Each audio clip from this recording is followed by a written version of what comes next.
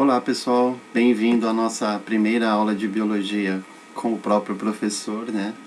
A gente vai retomar o nosso conteúdo de ecologia, mas primeiro a gente vai fazer uma revisãozinha, né, do conteúdo que nós tivemos até agora.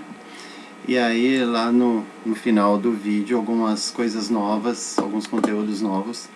Eu enviei aí via Google Classroom os materiais, né, escritos para vocês ou anotarem no caderno ou imprimirem e colarem, tá bom? Então vamos lá.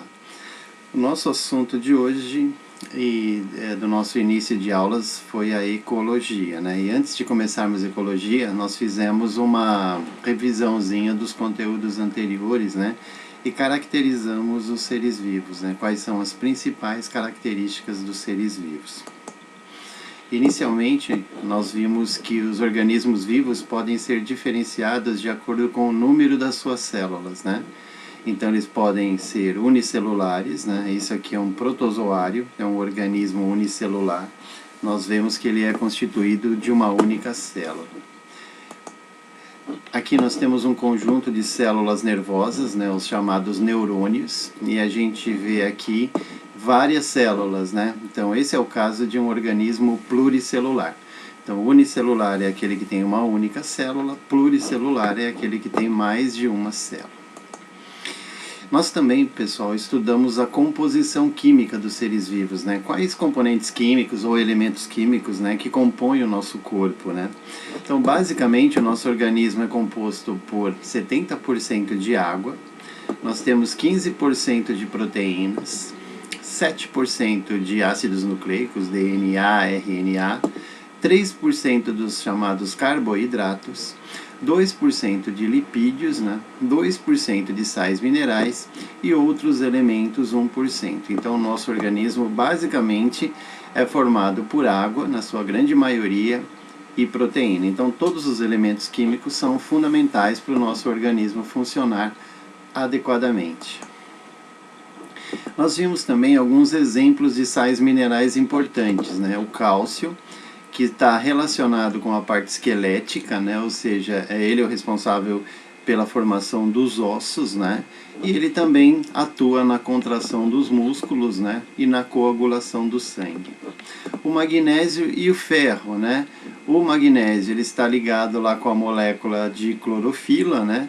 Então ele também está ligado com o processo da fotossíntese. E o ferro nós vimos que faz parte da hemoglobina, que é uma estrutura presente no sangue, né, responsável pelo transporte de oxigênio, ou seja, a hemoglobina ela leva o oxigênio para as nossas células, tá?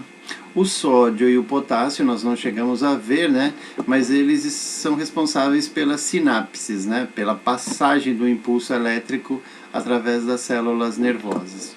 E o fosfato, né, ou fósforo, está ligado aos processos energéticos da célula. Então, sais minerais têm um papel importante, né? Produção dos ossos, o processo da fotossíntese, transporte de oxigênio no sangue, produção de energia e o transporte dos impulsos elétricos, tá?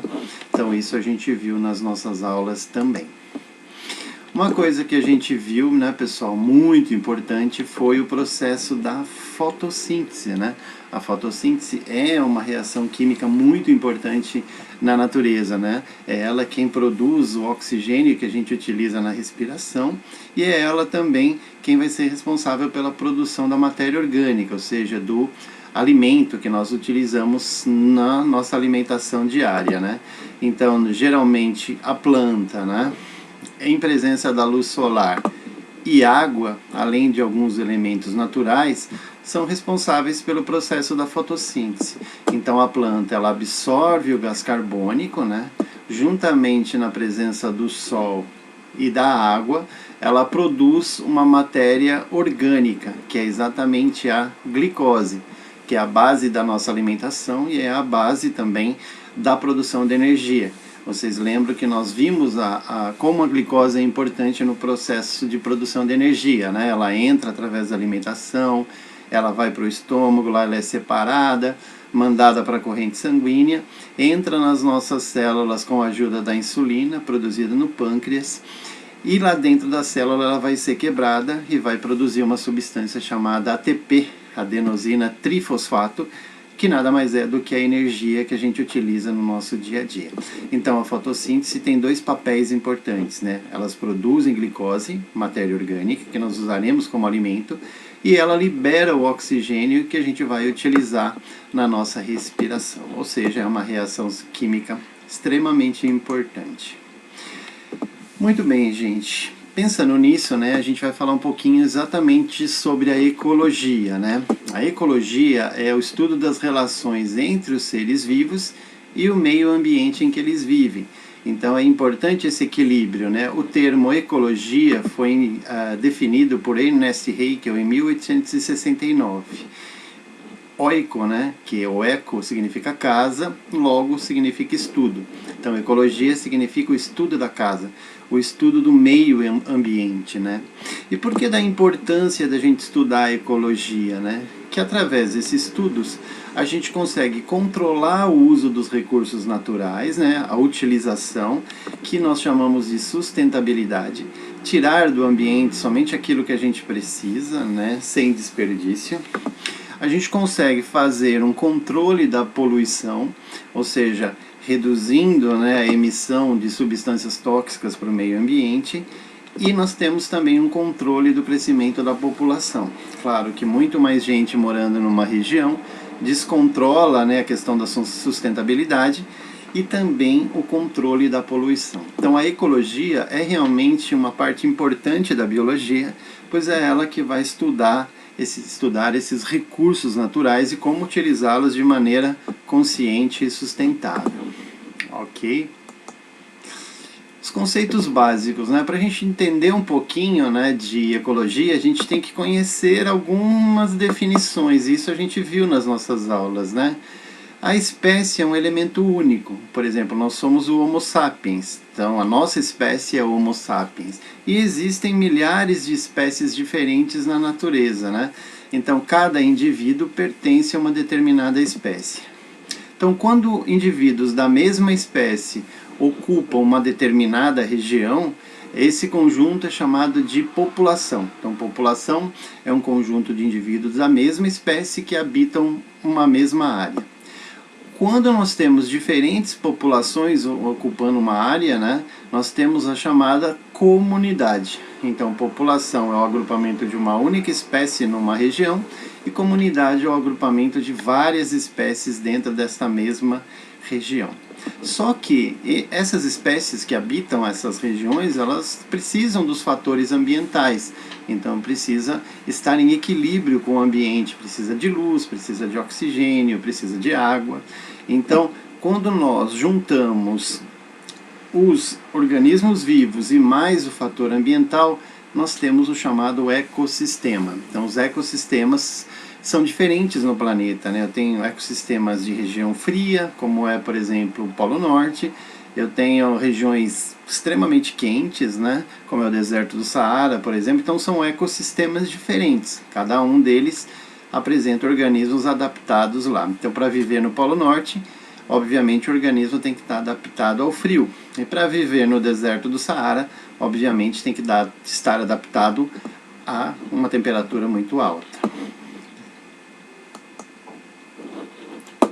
Então, pessoal, baseado nisso, a gente tem alguns elementos, né, que a gente pode utilizar para entender esse processo, né?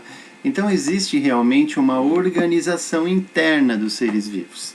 A unidade básica dos seres vivos é a célula. Então, normalmente, a célula é chamada unidade morfofisiológica, ela é responsável pela forma do organismo e pelo seu formato, né, a forma do corpo. Então, normalmente, células iguais, quando se agrupam, formam os chamados tecidos. Tecidos iguais, quando se agrupam, formam um órgão. E vários órgãos integrados, né, trabalhando junto, formam os chamados sistemas, ok? E os sistemas agrupados vão formar o nosso organismo. Então aqui a gente viu o exemplo do sistema pulmonar, né? Então o pulmão, o esôfago enfim, o nariz, são órgãos integrados, formam um sistema respiratório. E todos os sistemas juntos formam o nosso organismo. Externamente, né, organismos de mesma espécie formam uma população, organismos de espécies diferentes formam uma comunidade. As comunidades integradas ao meio ambiente formam os chamados ecossistemas, né? E os ecossistemas vão formar juntos a biosfera. Todos os ecossistemas do planeta formam a biosfera, ok? Então essa é a organização interna e externa dos seres vivos. A biosfera é essa camada, né, ao redor da Terra, né? Então, ao redor da Terra nós temos uma camada ideal de sobrevivência, né? Onde nós temos aqui oxigênio, água e todos os elementos suficientes para a gente conseguir sobreviver bem na natureza, ok?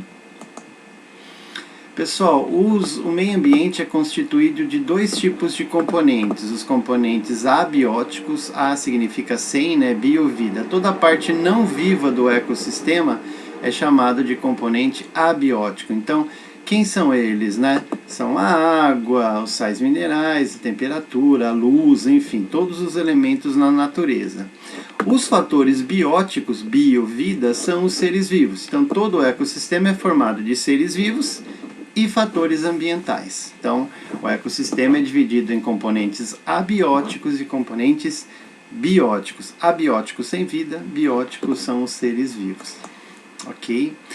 Para sobreviver, né, pessoal, no meio ambiente, os organismos precisam se alimentar. Então, nós temos a chamada cadeia alimentar, onde a base da cadeia alimentar é um produtor. Produtor é aquele que faz fotossíntese, produz seu próprio alimento. Lembra, todo organismo que produz seu próprio alimento é chamado de autótrofo ou autotrófico, tá? Quem não produz nada, quem só se alimenta do produtor, é chamado de consumidor. Então, se o organismo se alimenta direto do produtor, ele é consumidor primário. Se ao invés de se alimentar do produtor, ele se alimentar do consumidor primário, ele é chamado de consumidor secundário, ok? E se ele se alimenta, né, do consumidor secundário, ele é chamado de consumidor terciário, e assim sucessivamente.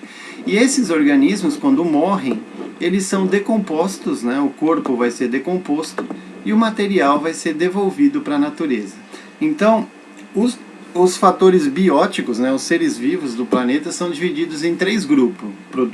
Produtores, né, que fabricam fotossíntese, fazem fotossíntese, os consumidores, que não produzem nada, apenas consomem, e os decompositores, que são aqueles que decompõem o seu corpo e devolvem a matéria orgânica para a natureza. Então é um ciclo, né? Produtor, consumidor, decompositor, devolveu. Assim que funciona, ok? Aqui a gente tem um exemplo de uma cadeia alimentar, né? Bastante simples, né? As plantas marinhas são produtores, fazem fotossíntese, né? Existe um grupinho de organismos microscópicos chamados zooplânctons, que são os consumidores primários, se alimentam direto do produtor. Os peixes menores, né, são consumidores secundários, se alimentam do consumidor primário, do zooplâncton, e assim sucessivamente. Peixes maiores vão se alimentando. Essa é uma cadeia alimentar aquática, né? Pessoal, obviamente que as cadeias alimentares, né, elas se intercalam, né? Por exemplo, aqui a gente tem, né, uma zebra se alimentando da planta, aí vem o tigre e se alimenta da zebra. Só que não é só a zebra que se alimenta da planta, né? Aqui a gente tem outro organismo se alimentando de vegetais. Então aqui a gente tem várias cadeias alimentares separadas. Ó, essa primeira, a planta, a zebra, o leopardo. A alface, o coelho, o gavião. Ou seja, o coelho come a alface, o gavião come o coelho. Mas estão interligados, né? Por exemplo, essa cobra que estava aqui na cadeia alimentar anterior, ela entra nessa cadeia alimentar de baixo. Então, quando as cadeias alimentares se intercalam, elas se misturam, nós dizemos que isso é uma teia alimentar, um conjunto de cadeias alimentares agrupadas. Então, cadeia alimentar isolada para cada um, teias alimentares são a junção, né, a união de várias cadeias cadeias alimentares juntas, ok? Então isso é importante da gente saber dentro da natureza. O ideal é que todos os organismos consigam se alimentar, ok? Então é isso, pessoal. É importante que vocês saibam essa definição. O material acompanhou essa aula, tá? E a gente vai trabalhando aqui com vocês ao longo dos próximos dias, ou quem sabe até próximas semanas, através desse tipo de aula, tá bom? Um grande abraço para vocês, e se tiverem dúvida é só me consultar pelas vias de contato que nós temos aí, ok? Um abraço, gente, muito obrigado, até a próxima aula.